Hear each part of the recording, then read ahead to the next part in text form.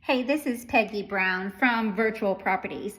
So today at my flip house, I'm working on my staircase. And when you've got trim work to paint up along carpeting, it is a little bit of a challenge. So let me show you what I ended up doing today.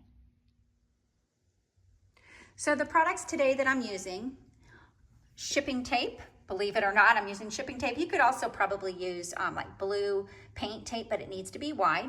I've got a scraper and I have got a blade to be able to cut this tape in the areas that it needs to be cut. So I'm not so sure how well this clear piece of tape is showing up, but I basically have cut a piece that is going to fit the length of the stair from here to the end. And let me show you how I'll attach it. So I've placed it on the step, and again, with it being clear, it's kind of hard to see, but I have lapped it up. I haven't attached it, I don't want it to stick, but I have lapped it up onto the trim work, okay? And just gently press it onto the carpet. Then you can take your hands and tuck the tape between the carpet and the trim work, okay? Then I'm gonna follow up and make sure that it's down in there well by adding my putty knife and tucking that tape between the two.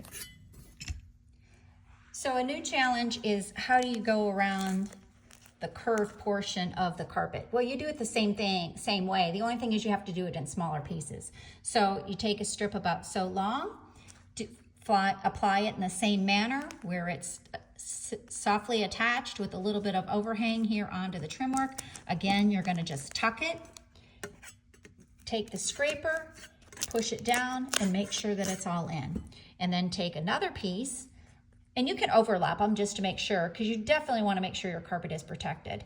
Start it from here, make sure the piece is long enough, can overlap it here. Again, place it, make sure there's a little bit of overlap. Tuck it in. Take the spatula or scraper.